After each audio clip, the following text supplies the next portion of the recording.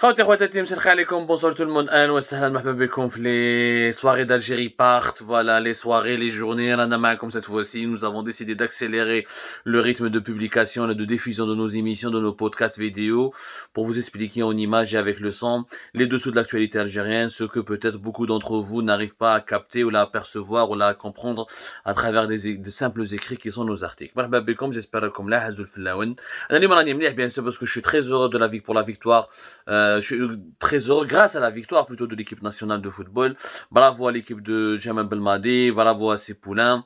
Une belle victoire au Cameroun, historique. Le Cameroun n'a pas perdu depuis 1998 et je m'arrache chez lui. Pratiquement, je me souviens que nous n'avons jamais battu le Cameroun. Si je me trompe, vous me corrigez. Nous sommes donc sur la bonne voie pour aller en Coupe du Monde, pour aller au Qatar et d'avoir l'honneur d'être parmi les 32 nations qui joueront cette première Coupe du Monde au Moyen-Orient ou dans un pays musulman et arabe. Ça va être quelque chose de spécial. Bon, la victoire du football n'occulte pas les autres véritables problèmes du pays. Nous allons vous parler de la mascarade, les vols d'Air Algérie. Le 9 mars dernier, il y avait le ministère des Transports avec Air Algérie, ils avaient annoncé qu'il devait y avoir 108 nouveaux vols. Même rapidement le lendemain, l'ancien ministre des Transports, Aïssa Bekri, a été limogé. Ou le programme supplémentaire des vols d'Air Algérie, mais on l'a complètement oublié, ou ça a été abandonné, alors que le programme a les 108 nouveaux vols supplémentaires, c'était prévu à partir du 15 mars prochain. Normalement, il devait entrer d'ailleurs, la mi du mois. Bon, masala walou. Même le 24 mars, le jeudi 24 mars, parce que nous sommes aujourd'hui le vendredi 25 mars, le jeudi 24 mars, encore un coup de théâtre. 24 mars, Air Algérie a annoncé que publie officiellement un communiqué qui m'a le 9 mars dernier. Le ministère des Transports a répercuté, a diffusé aussi un communiqué dans lequel il est dit que 64 nouveaux vols supplémentaires devaient être ajoutés au programme habituel, le programme qui était déjà en cours d'Air Algérie. Et normalement, le programme devait commencer à les nouveaux vols à partir du 27 mars prochain. Bon. Coup de théâtre, encore une fois, une heure après, Air Algérie supprime ce communiqué, le ministère des Transports supprime aussi son communiqué, ou ni vol supplémentaire. Le problème, c'est que non seulement les vols n'ont pas été validés, rien n'a été annoncé, enfin, tout ce qui a été annoncé a été supprimé, mais il n'y a pas eu la moindre explication. Le 9 mars et le 24 mars, aucune explication. C'est-à-dire qu'on se fout de la gueule des Algériennes et des Algériens.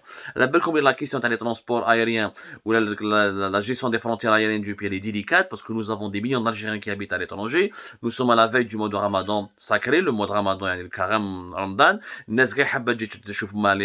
Ça fait plus de 2 ans que l'Algérie a fermé arbitrairement et drastiquement ses frontières. La problématique dans la gestion des frontières depuis le 17 mars 2020. Il y a eu une réouverture partielle depuis le 1er juin 2021, mais des millions d'Algériens souffrent énormément, souffrent le martyr, pour la simple raison, que les billets d'avion, les 600, 700, 800, 900 euros. Il y a eu des moments où les billets d'avion à Algérie, où tu as les autres compagnies aériennes qui desservent l'Algérie, y compris Air France, à cause de l'absence, parce que l'ouverture partielle des frontières aériennes a imposé aux compagnies aériennes de proposer un nombre de vols très limité. Les autorités algériennes ont autorisé uniquement un nombre de vols très limité, ce qui fait que les billets d'avion leurs prix ont explosé, ce qui est logique, parce que nous avons la loi de l'offre et de la demande, énormément de demandes et très très peu d'offres. Il faut savoir qu'il y a une moyenne de 4 millions de passagers qui font le va-et-vient entre la France et l'Algérie, par exemple, en ce qui concerne les vols, le transport aérien, le trafic aérien entre les deux pays, entre la France et l'Algérie. C'est la communauté algérienne qui est au Canada, la communauté algérienne qui est ailleurs en Europe, la Belgique, l'Espagne, etc., la communauté algérienne qui est au Moyen-Orient, Dubaï, Doha, etc., et les autres pays du monde, et ça vous fait imaginer, les Algériens ont été privés de rentrer chez eux.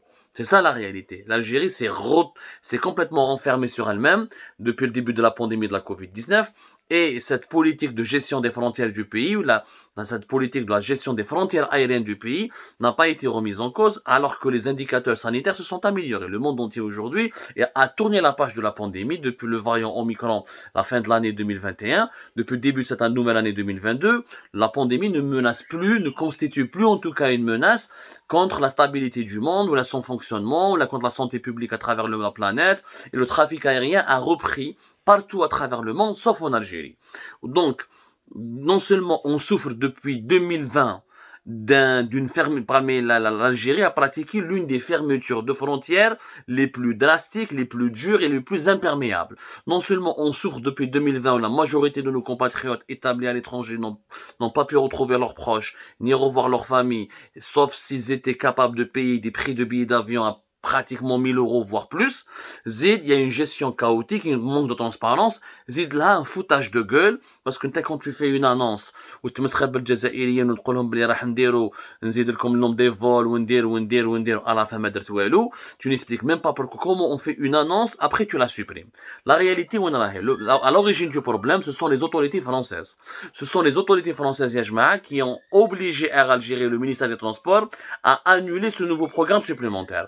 Ce sont les autorités françaises qui n'ont pas donné le quitus, ils n'ont pas donné le feu vert pour que Air Algérie puisse développer ou la mettre en place de nouveau. Voilà. Le nouveau programme, Immata le 9 mars, Immata le 24 mars 2022, il comporte essentiellement des nouvelles lignes qui relient Alger, Constantine et Oran à plusieurs villes françaises, Marseille, Toulouse, Nice ou Lille. Par exemple, comme un exemple, Ouaran de Marseille, il devait avoir 2 vols par semaine. Par exemple, Constantine Marseille, il devait avoir aussi 2 vols par semaine. Par exemple, Oran-Lyon, il devait avoir 3 vols par semaine.